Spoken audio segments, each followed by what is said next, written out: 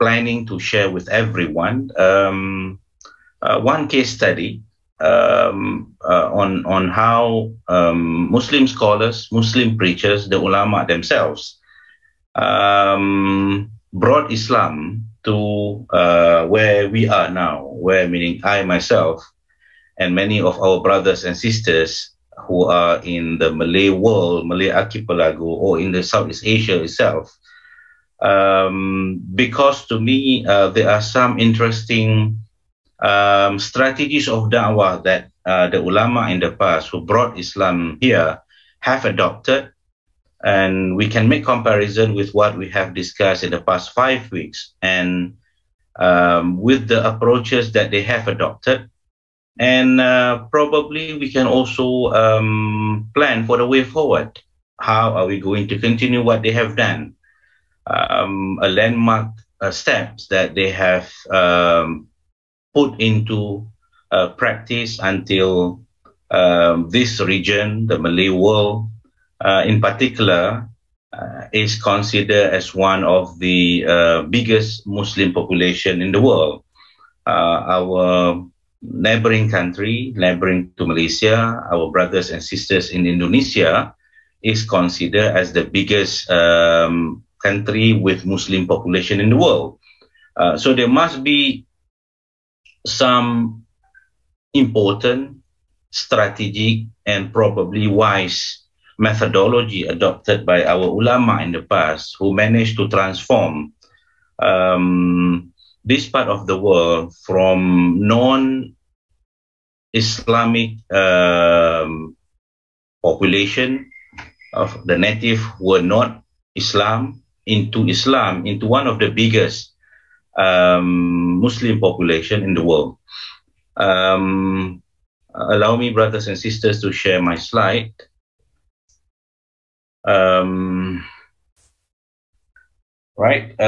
This is our course, our module for today. The title given to today's topic is a case study to revisit the da'wah approaches by early ulama in the Malay world. And we hope that our brothers and sisters who are in a different part of the world can also be introduced about the Malay world, where we are now, in Malaysia, in Indonesia, in Brunei, in South Thailand, and all other, in Singapore, and in all other Southeast Asian countries. And probably we can bring some takeaways from by the end of this presentation. We will address this topic by looking into the WH questions. Number one, what are we going to discuss today for this module? We are going to analyze the methods of da'wah adopted by early Muslim preachers in delivering the messages of Islam to the Malay world. A very brief socio-religious background of the Malay world prior to the coming of Islam. The life of the Malays directly and indirectly were heavily influenced by South Asian tradition and culture. In particular, the so-called Hindu-Buddhist, this is a unique syncretic practices combining two religions together, and it is commonly found those days in this part of the world, in the Malay world, the Hindu-Buddhist. It is a combination of the two religions, not just one religion on its own.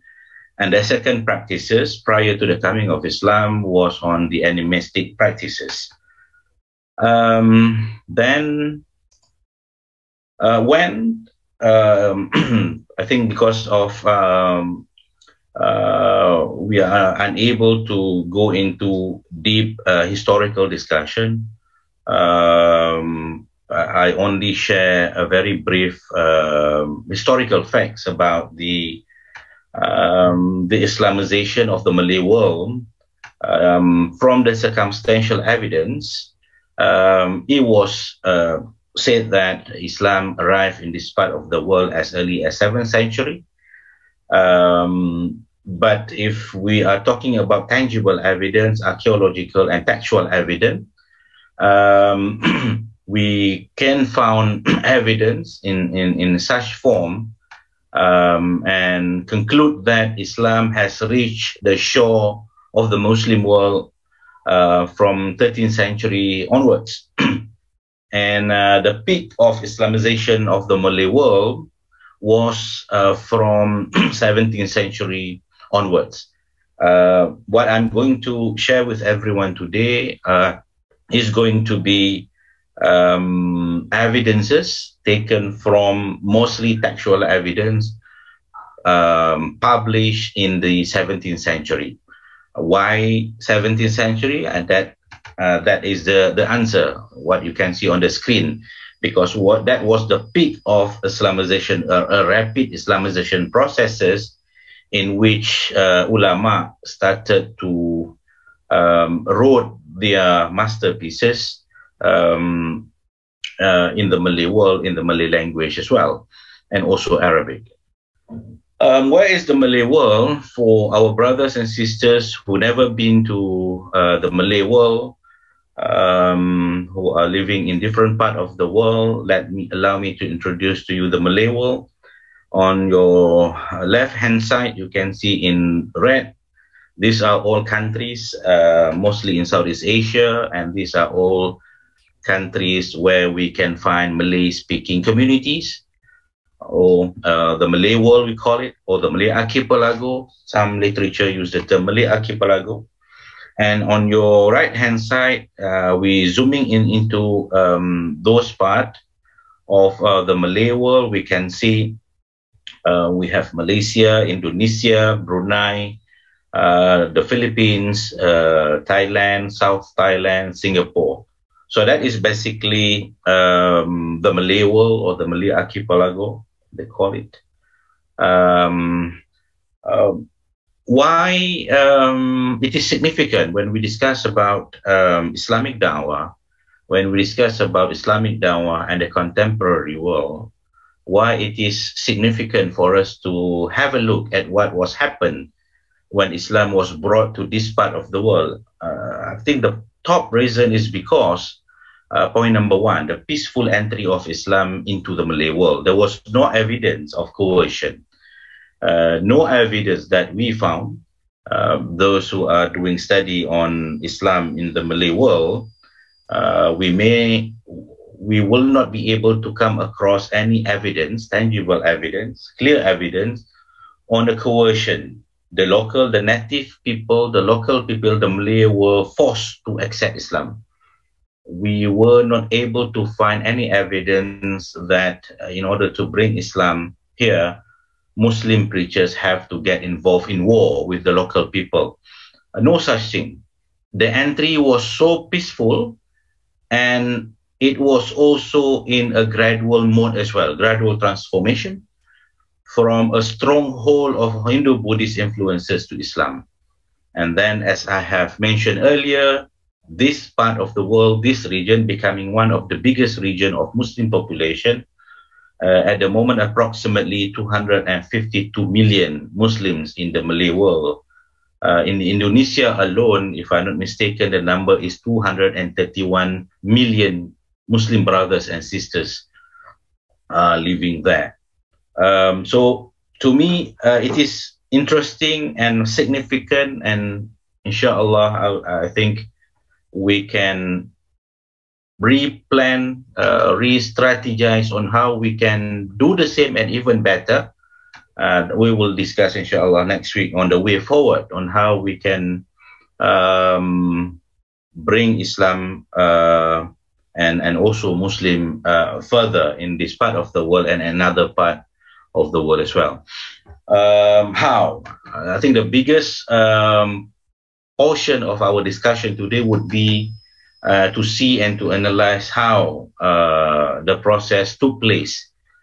How did the ulama and the preachers brought Islam to the native people, the Malays, and other native communities in this part of the world until they did not resist Islam, which was brought to them, and they accepted Islam wholeheartedly, willingly, and the region were transformed from the Hindu, Buddhist influences into Islam until today.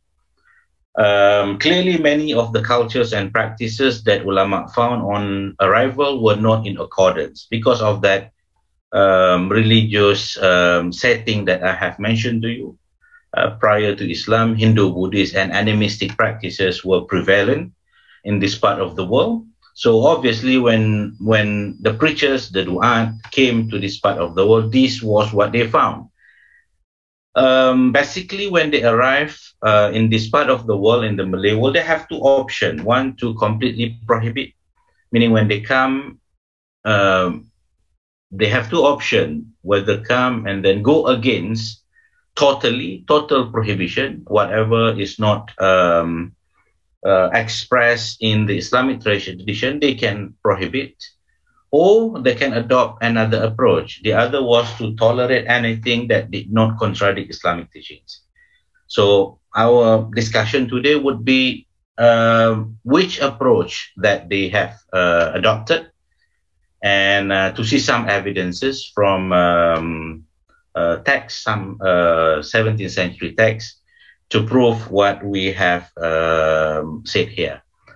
How early ulama in the Malay world strengthened Islam by responding with understanding, took local traditions and cultures practiced at that time.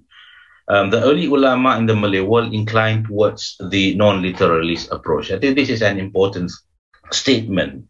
There are two groups of ulama who came, who were responsible in leading the Islamization processes.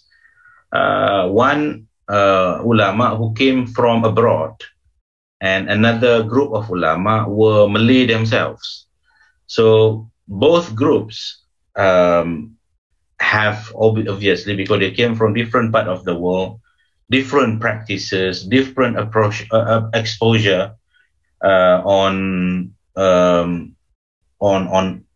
different locality. The approaches is different. So the early ulama in general who brought Islam, the majority of them in this part of the world inclined towards a non-literalist approach.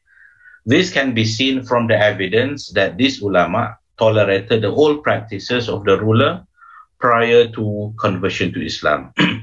Evidence is found directly and indirectly expressed in the following sources. So we will start looking at the sources that we, unfortunately, I'm not going to explain all.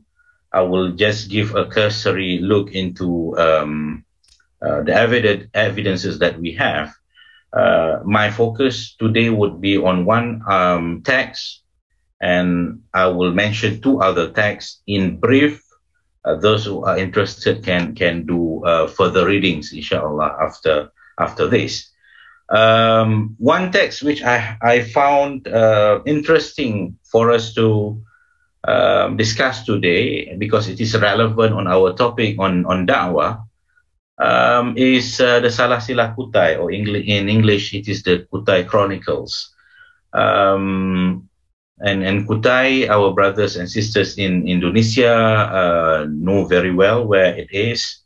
It is at the Borneo Island, and Kutai is becoming more popular now because it is going to be among the site of the new proposed capital city for Indonesia. From Jakarta, they are moving to the area of Kutai, Kartanegara, and all that.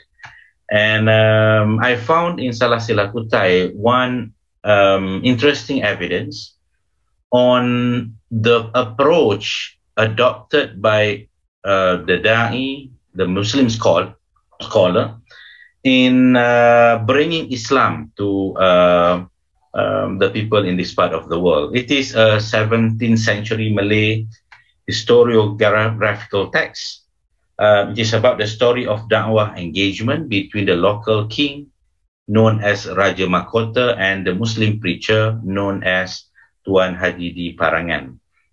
If you have a chance, or probably some of our participants have also gone through, read the text, we will come into the story on how it was recorded in the Salasila Kutai, the Kutai Chronicles, this engagement. When the Alim came, initially there were two scholars, but then one of them have to left the Kutai and went back to the other part because of some issue. And when the scholar Tuan Haji di Parangan met the king, he was requested by the king to get involved in certain tests, they call it. The king would like to test him to prove that Islam is superior than the existing religion adopted by the king. To cut the story short, the preacher, Tuan Haji di Perangan, managed to defeat the king representative in those three competitions. And the promise from the king, if you are able to defeat me, if you won these three competitions, I will follow you. I will follow your call. I will be with you in your religion, i.e. becoming Islam and Muslim. So that happened. The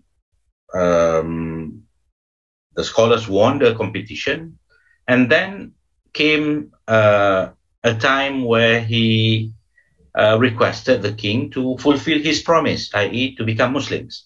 So the engagement during this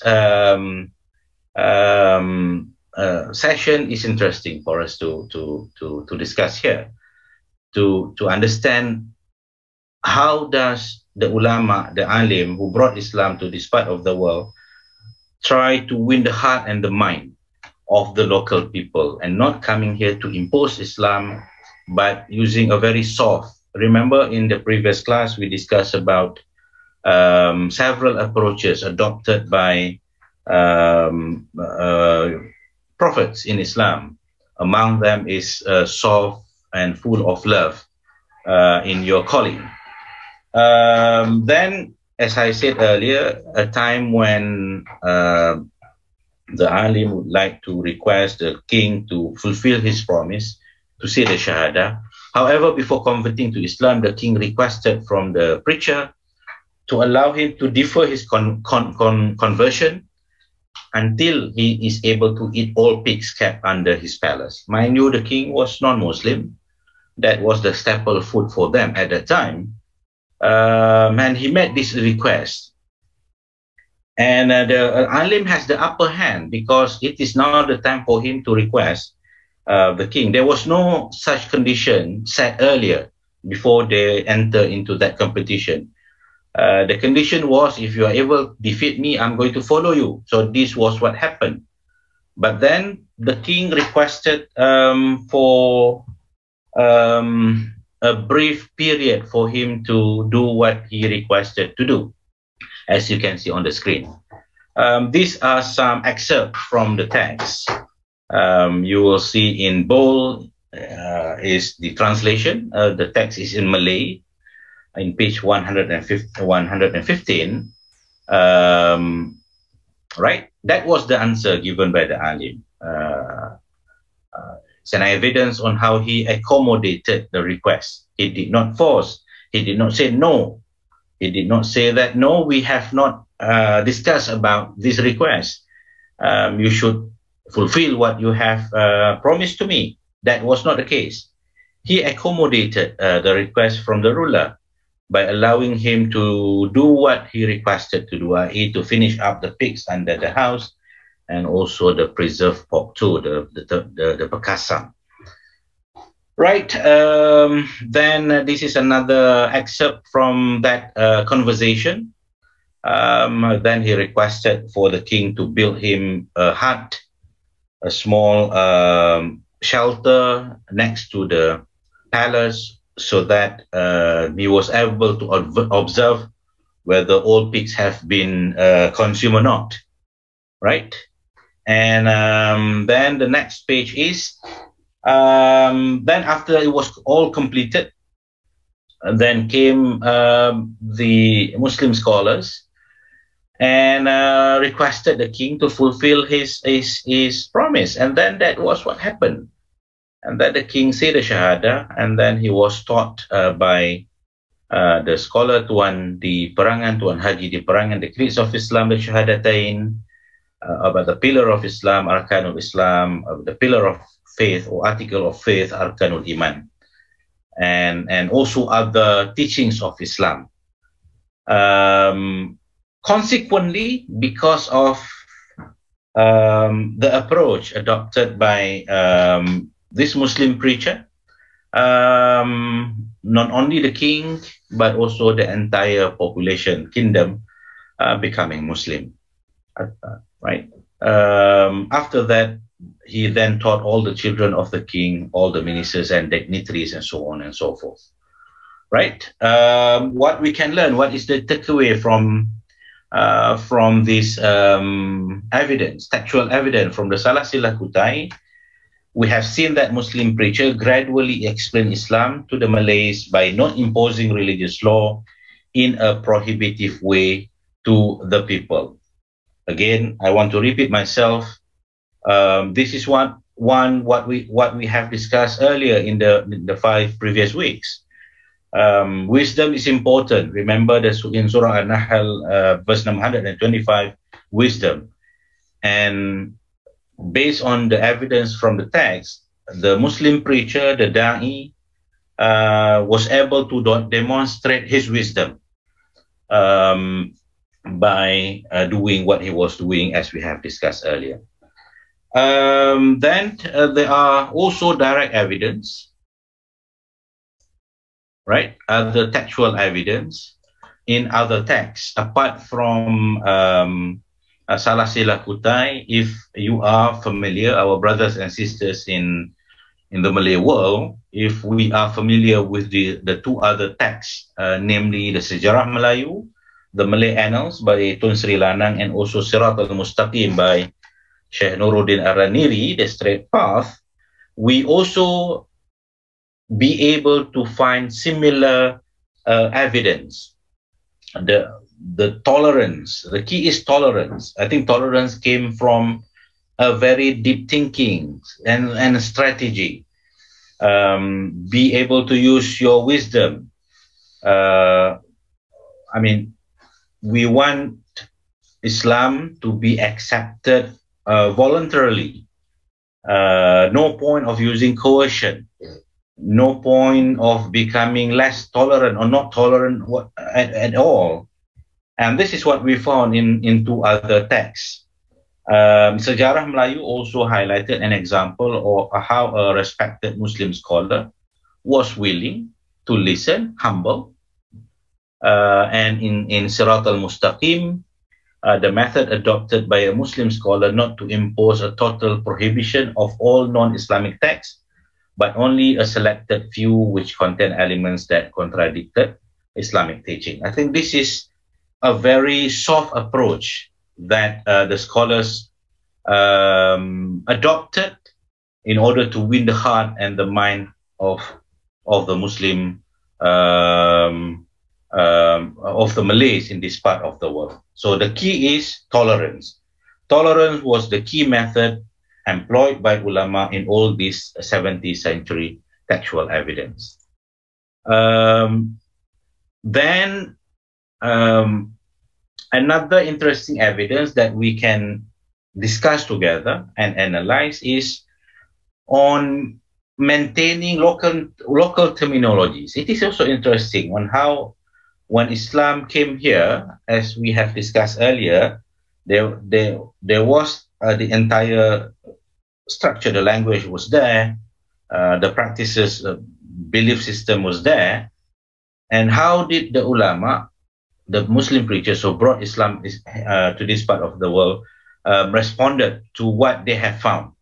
Clear evidence on how ulama have centered Islam within the local tradition and practices can be seen from the terminology used for the 5 pillars of Islam.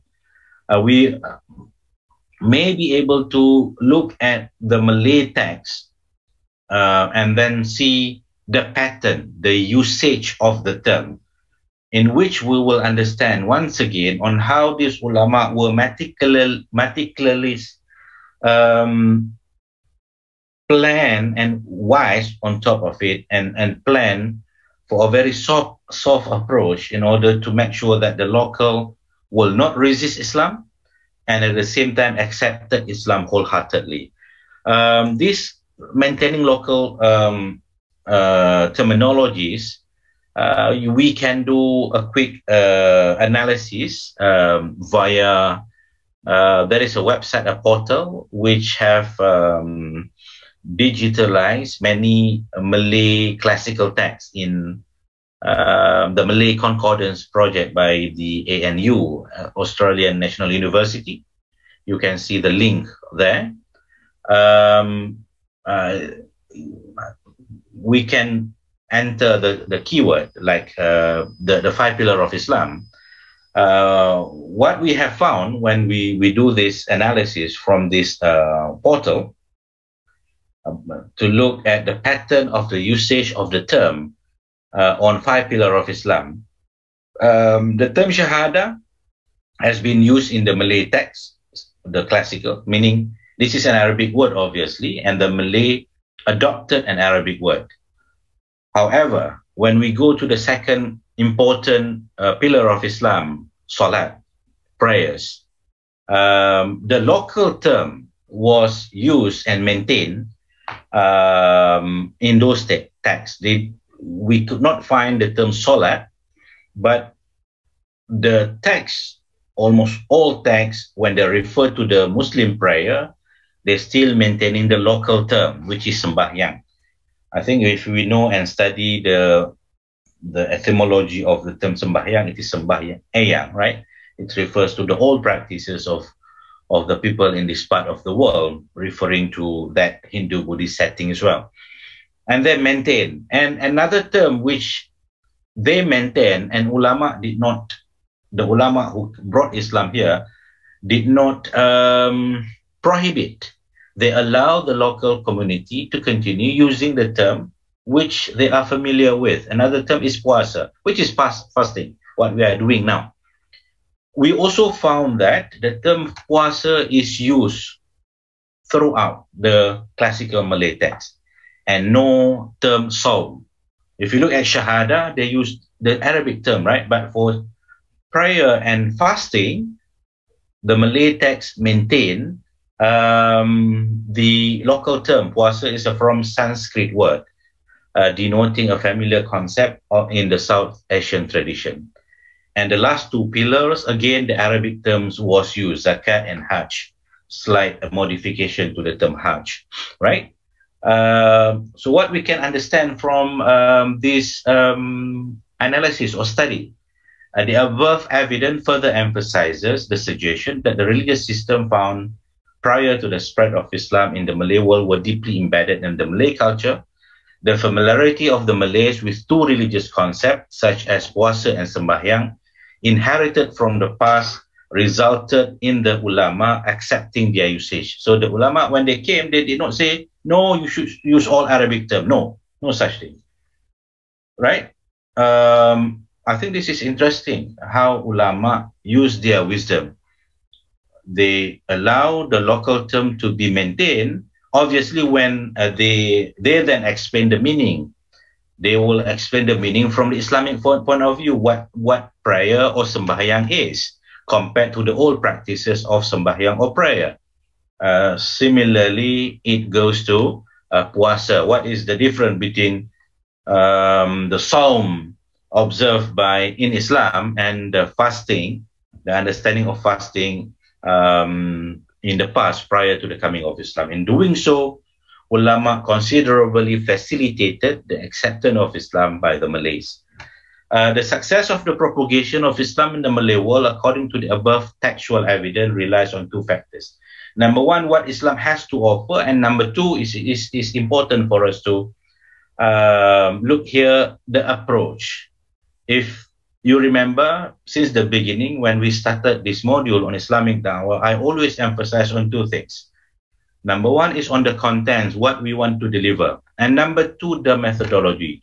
Both has to be right. Both has to be according to the needs of the mad'u, the intended recipient of our da'wah call. And this was what happened when Islam was brought to this part of the world.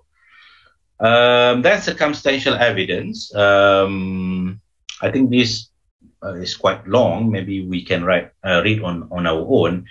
In circumstantial evidence, we also found how Muslim scholar, when they brought Islam to this part of the world, they did not carbon copy what they have done elsewhere in other parts of the world, in the Arabian Peninsula, for example, in Arabia, or even in South Asia, right?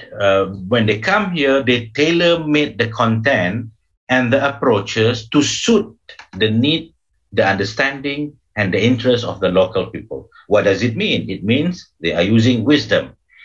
They plan, strategize, trying to understand the local before they deliver Islam to the local people. An example is on the popularity of Sufism, Sufi texts. If we analyze 17th century Malay texts or Malay religious text, we will found we found that most scholars wrote on Sufism. Why Sufism is popular? It has to do with the past experiences, religious experiences of the local people. Another example on the Quranic exegesis, which was introduced to the Muslim in this part of the world. There were many Quranic exegesis, but those Quranic exegesis were giving the priority Al-Khazin, Al-Baydawi, and Al-Baghawi. Why? Because the content suit the understanding, the prior understanding of the local people before Islam. They were familiar with what was presented in those tafsir. And the ulama made a decision at that time to introduce this tafsir book or Quranic exegesis to the local people, and not other more important or credible or popular Quranic exegesis among the Muslims at that time until today, right? Ulama selected only those Quranic exegesis which adopted similar approach with the existing popular local text and stories, right? They did not, but obviously it did not contradict with the teaching of Islam, but it suits very much with the understanding of the local people prior to the coming of Islam to this part of the world. And at the same time, popular local texts were also so-called Islamized. They make some cosmetic changes and maintain mostly the content which originated from South Asia. This was the backdrop of this part of the world, in the Malay world, heavily influenced by the South Asian culture and practices. Those classical texts like IIIT Sri Rama and all that were given the Islamic flavor. They were not banned altogether. But what happened at that time was the process of Islamization of the text. We can understand that this is another soft approach, not total ban, but making modification. To sum up, Malay texts provide us with an understanding directly and indirectly as to how early ulama responded to the presence of non-Islamic practices when Islam arrived and spread in the Malay world, right? As a result of a wise decision by ulama and also Muslim preachers who brought Islam to this part of the world, the Malays took Islam and abandoned Hindu-Buddhist religion until today. Islam becoming the religion for the majority population in Southeast Asia. The reinterpretation of familiar concepts such as sembahyang and puasa, and the use of familiar approach in using Sufism and selected Quranic exegesis made their conversion to Islam easier. As a result, Islam succeeded in penetrating the Malay world in a peaceful manner. This is what we have emphasized earlier, right?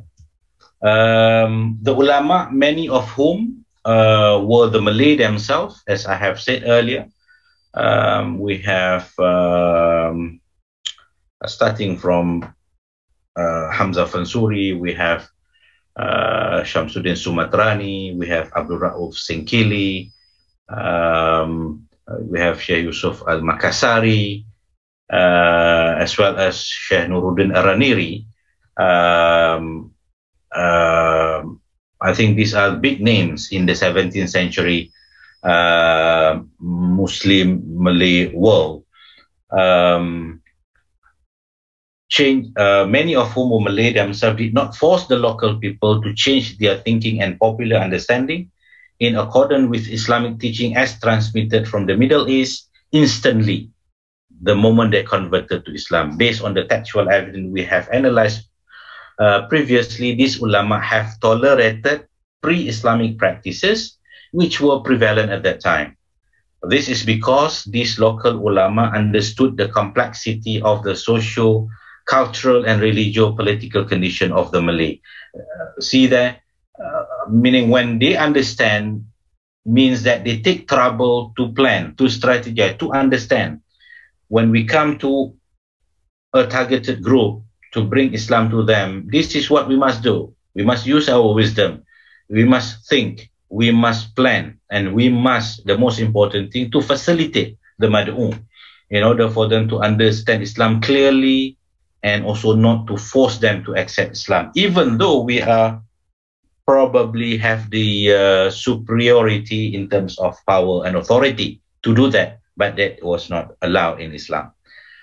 Right? This is because the local ulama understood all that. Instead, by not acting as literalists, as we have mentioned earlier, these ulama have shown considerable sophistication in reaching their objective to convert the whole Malay world to Islam. What will happen if they started to force, to show some element of force? By forcing his own view, he may end up with what happened to one scholar, Sheikh Nuruddin Araniri, if we read his journey, because he came from Raneer in the Indian subcontinent. He came here, he mastered the language, in Malay language, but he was using different approach, to certain extent banning some books. What happened to him? He had to leave Aceh after a few years. Even though he was the Sheikh of Islam of Aceh at that time, he was unfortunately not able to continue his life in this part of the world because of the different approaches he adopted. Without the ability of these ulama to understand the dynamics of the Malay culture and tradition, and by adopting a pragmatic approach to preach Islam to the people, Islam would never be able to attract the Malay to become Muslims. The conclusion that I can make and the takeaway that we can have from our today's lecture is, it is enlightening to know that in general these ulama and du'at were sensitive to the people's belief and feeling as seen in the wise and even gentle. Wisdom, gentle. Walau kunta fazzan ghalidhal qalb lan faddu min hawli. That is from Quran, right? Asking us to become gentle, soft in our approach. Understand, winning the heart of the mad'u is the top most priority. Right? Thus, as history shows, Islam spread steadily and peacefully in the Malay world, a tradition that continues until today. I think for that reason, I brought to the attention of everyone today on this case study so that we may be able to learn, and maybe we can continue what we are doing, the best da'wah method, so that we are able to benefit more and more people to understand Islam further and becoming practicing Muslim all of us. Thank you very much. Once again, Ramadan Mubarak. Assalamu alaikum wa rahmatullahi wa barakatuh.